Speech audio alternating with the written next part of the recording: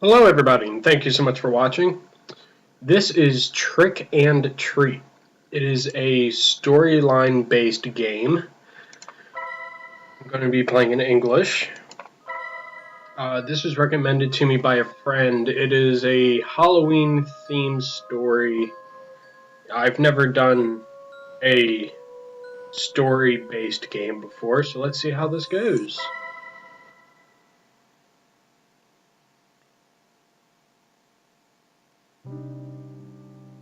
The sound of our steps combined with that of the occasional nocturnal animal is the only thing we can hear. It's terribly dark in this place, and dense vegetation makes it impossible to see the sky or light from the moon. Our flashlights are the only things that light up our way. At times like this, one begs not to run out of battery. We walk without knowing what we are really looking for, or better said, for no reason. We are just a group of boys bored with our lives. Sheesh. Trying to create a lasting memory on this night instead of just staying at home doing nothing. Today is October 31st, All Hallows Eve, better known as Halloween, and that is really what it's called, All Hallows Eve. Three young men walk through a dark, but up until now nothing special forest. Okay, I got it, sorry. Me being one of them. We are doing it to prove our courage. It's too bad there isn't a girl here to see how brave we are. Seeing it like that, one could say this is a meaningless effort. For a moment I stopped to look at my watch. It's 1:49 a.m. That means we have been walking aimlessly for more than 2 hours now. I am sure that many people would find a place like this terrifying. But once you get used to it, the fear disappears, making it feel like normal. What makes us afraid of the dark is what we cannot know what hides in it, what lurks in the shadows. And that's very true, and for the longest time I actually had a completely unnecessary fear of the dark. And that was only because I couldn't see what was in the dark, and I managed to somehow get that out of my head. But now I just have a high fear of the oceans. I absolutely hate the ocean. But this is clearly empty darkness. I can't talk. At the moment, I sigh, feeling how tired my legs are. What is the point of being here? Clearly we had already demonstrated what we wanted. It would be best to return, I should tell them. I was about to speak when suddenly the atmosphere in the forest becomes strange. Suddenly a cold chill runs through my body. It was like any other chill, except it was not going away. For no reason, the air's temperature dropped from 1 second to the other. So much so my breath becomes visible, turning into mist. It doesn't end there. The air is now filled with a rotten smell, just a little short from being unbearable. Images of worms and flies soon appeared in my mind, giving me a really unpleasant feeling. Ugh. We all stop at that moment. Axel, what's happening? I asked, confused while turning to look at my friends. By the expression on their faces, it was easy to know that they were just as lost as I was. It was then that we heard footsteps nearby that did not come from any of us. We all got dead quiet after that. I don't know if it was out of fear or to check if it was not a mistake, but we stayed motionless like statues without making a noise. Just looking at each other's faces, wondering the same thing. What was happening? As if I could know. We heard the steps again. They clearly belonged to a human, or at least to a large animal, but there is something strange about them. It sounds as if the person walked, dragging one foot. Just thinking about it made me shiver. Damn! Why is this happening? It makes no sense. We should have returned home before, but now it's too late to regret it. I have the feeling that we are being stalked by someone. The strange footsteps stopped. but I'm not feeling the presence nearby. I'm still feeling the presence nearby. I cannot talk today. This is a bad day to do this. I don't know where it is, but I know that it's looking at me. That cursed thing is looking at me. You don't even know what it is. My heart is beating anxiously. It's almost as if my body was telling me to get out of there. But strangely, my friends seemed unable to perceive it. It seems that it's gone. It must have just been an animal, said one of them, convinced that we were safe. I would like to believe that too. We had a sigh of relief. However, bad luck would soon strike us again. Unexpectedly, the forest becomes darker than before in just the blink of an eye. But that wasn't the fault of the forest, but our own flashlights, which went out. Of the three, only mine was still working. What's going on? Did the batteries die? Asked one of them, scared, while they both beat them desperately, as if that was going to revive them. I can't blame them. The idea of walking in the darkness was not pleasant for anyone. But after a few moments, we had no choice but to resign ourselves to that. Once more, the sound of our footsteps is heard. But the silence is different now. We are not quiet because we have nothing. We are not quiet because we have nothing to say, but because we are afraid. I don't know what my problem is tonight. I can't talk. I can't read. I can't do anything. We continue walking despite the fear that invades us. Visibility is almost zero, but we have no choice. In theory, we were walking back looking for the exit, but I cannot remember anything of this forest. We could be walking in circles, and I would never notice it until it's too late. I hate the thought of it. I just want to get out of here. Suddenly, my thoughts are silenced. We hear the footsteps of someone or something. Once more, the three of us became statues, awaiting the presence to go. I hold my breath while feeling my heart beating anxiously. Damn! Get away from here and leave us alone. Unexpectedly, the steps are heard closer. This time they do not disappear, but rather come at us. I can't stand it. Desperately, I move my flashlight everywhere, looking for the author of the footsteps, hoping for the light to reveal their identity and erase our fears. Nothing, nothing, nothing. Is that all there is around here? Just empty air? My anxiety grows with each failed attempt. I refuse to believe that it was a ghost. Suddenly, when I move my flashlight again, I see a silhouette. I could not distinguish what it was, but for a moment the light revealed something. Quickly, I point to the same place, only to discover it was gone. I hold my breath anxiously. It was not an illusion. I am sure that I saw something. It was then that I heard something nearby. Without even thinking, I aimed the light towards that place. What I found leaves us paralyzed with an expression of disbelief on our faces. It is a white cat with eyes of intense red, which stands before us. Her look is not the friendliest, to say something. Somehow, I get the feeling it's a female cat. Suddenly, she lets out a thunderous meow that leaves us terrified.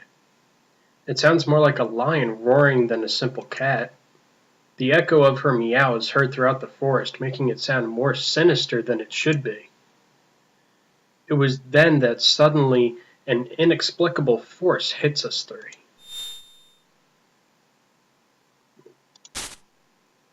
I fall to the ground, and little by little my eyelids close. The fatigue becomes unbearable. What the hell? I lose consciousness on the ground of the forest without knowing what was going to happen with me.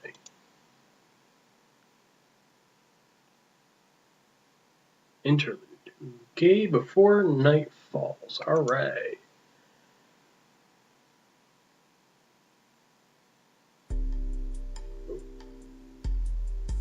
It is a day like any other, so normal that it was almost painful.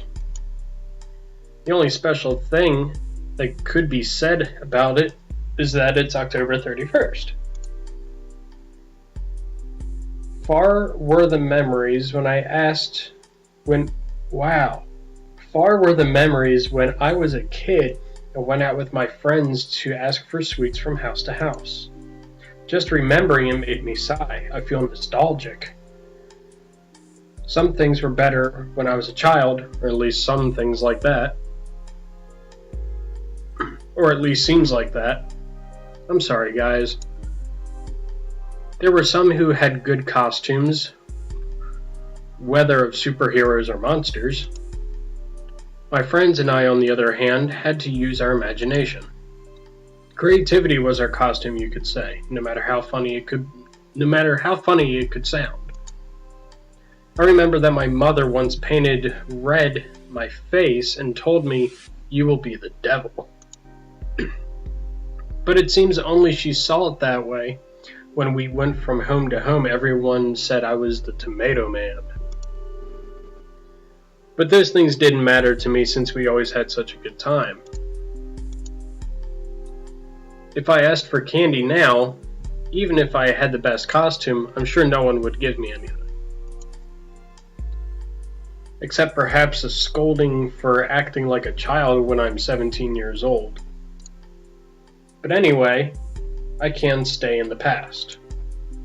I must live in the present, no matter how little exciting that may be.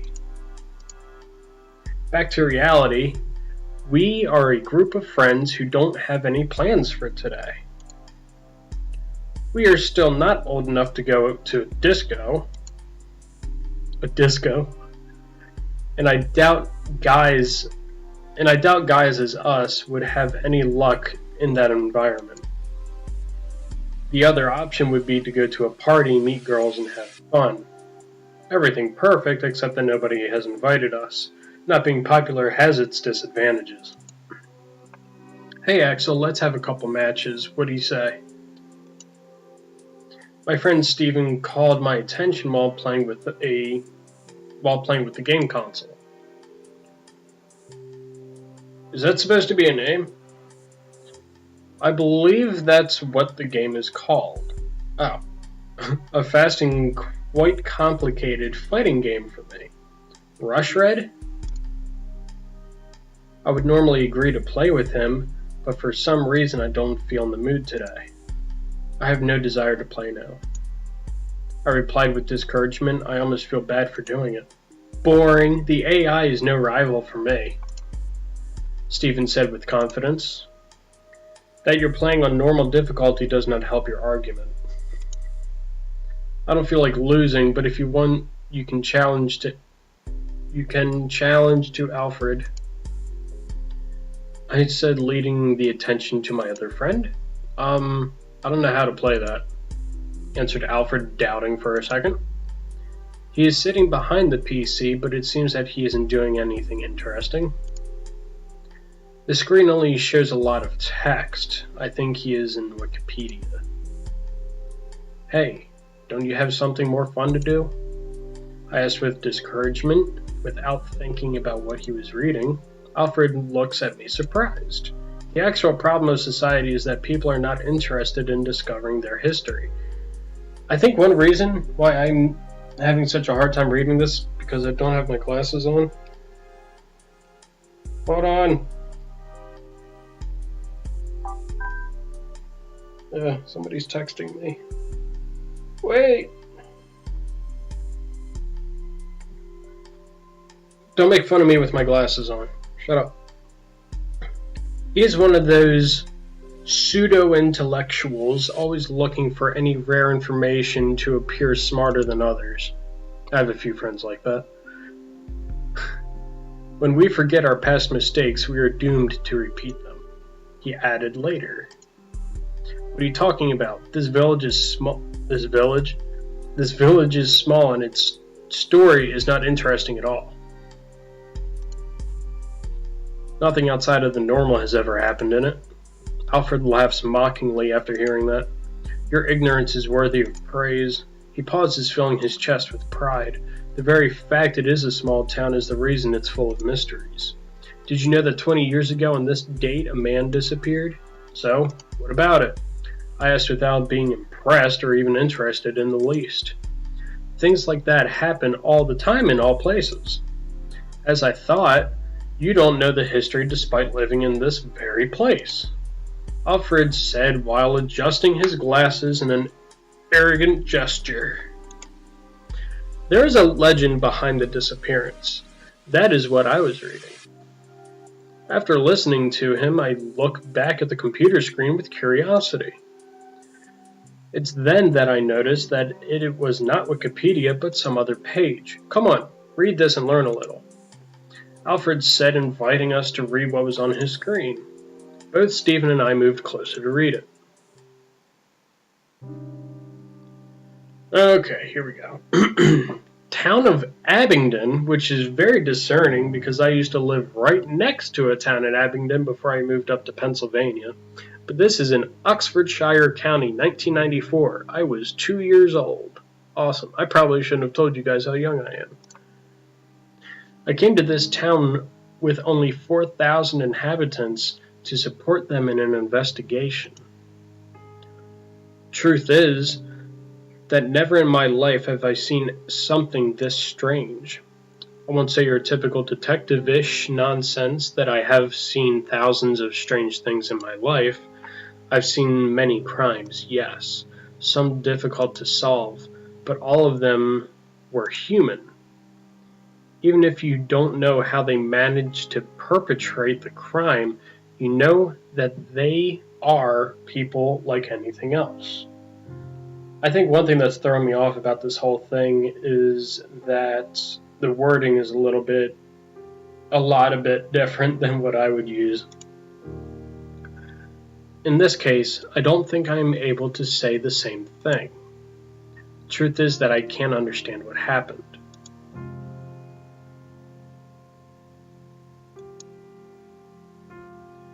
I was called for the disappearance of a man named Matthew Graham, 23 years, single. The last time he was seen, he was returning home from a Halloween party. He had drank alcohol but still sober, or at least that's what the witnesses said. Anyway, this is not something which can be explained with a simple drunkenness. He apparently got lost on the way home and decided to enter the forest called Oakwood. It had rained yesterday, so the ground was wet and muddy. We could easily find his traces, which were leading deep into the forest. Inside, we walked for 3 hours before stopping. I say stop, but the truth is, we don't know what happened then. The track suddenly ended up in a clearing in the forest, and that's all. There was no evidence of struggle, no other trace, or pieces of clothing on the ground. There was no blood, no more footprints, or anything else. Whew. The depths of his last footprints and the position they were in indicated that he was still walking. At no point he stood still. It was as if he had vaporized in the air, with all of his clothes in the middle of the walk. Obviously, I can't believe such a thing, but I can't give another explanation. The only thing I remember is that near the footprints I sensed a faint smell of rot. However, there were no animal corpses nearby. It is ridiculous to think that he suddenly started to decay and became earth. In the end, the case was closed in just 3 days, with no evidence of any kind. We couldn't say anything but that he decided to escape from the village. However, while officially there was no more to do, I couldn't sleep in peace. Thinking about what could have happened to him took away my sleep. In my mind, I thought all sorts of theories, like maybe everything was a plan developed by Matthew, but in the end, they all seemed impossible. I decided to investigate more on the issue. I searched the town for similar stories and to my surprise, I found 4 more, all young men, The story was always the same. They walked into the forest alone, disappearing without a trace. Even more curious is that all of them disappeared on the same date, October 31st. But there is more. A detail that completely eliminates the possibility that there is a killer or a kidnapper behind this, and that is the separation of the years. Roger Bacon disappeared in 1924. Mitchell Smith disappeared in 1867. Jason Black disappeared in 1813. And the worst of all, Oswald Taylor disappeared in 1707. I wonder if there's something significant about those dates as well. It simply couldn't be possible. My curiosity led me to dig deeper. I thought that the answer may be in the past of the forest. It was then that I discovered that what seemed to be a simple and boring forest actually had a great story. Before it was called Oakwood or Oaks Forest, the place was called Witchwood. The word witch has a huge similarity with witch. Taking into consideration that it is an old name and language changes over time, that indicates that it was the Forest of Witches. Apparently more than 400 years ago, the people of the village believed witches lived in the woods. Unfortunately, almost all of the information is already lost. They were stories told in voice without a properly written record. I just know that with the change of religion to Christian, people stopped seeing the witches with good eyes and began to hunt them. Apparently, the last one before her death cast a curse on the forest, which even today should continue to exist. Anyway, obviously I cannot accept something like that as the answer. In the end, I have no other choice than accepting that each of them escaped from the village, using the legend of the forest to make it look like it was something supernatural. Okay, I'm going to end this episode here since we read that whole article, and in the next video we will continue on with this more. So I will see all you guys in the next video. Hopefully I don't have to continue wearing these because I feel like I'm blind as a bat again. Anyway, see you guys in the next one. Bye guys.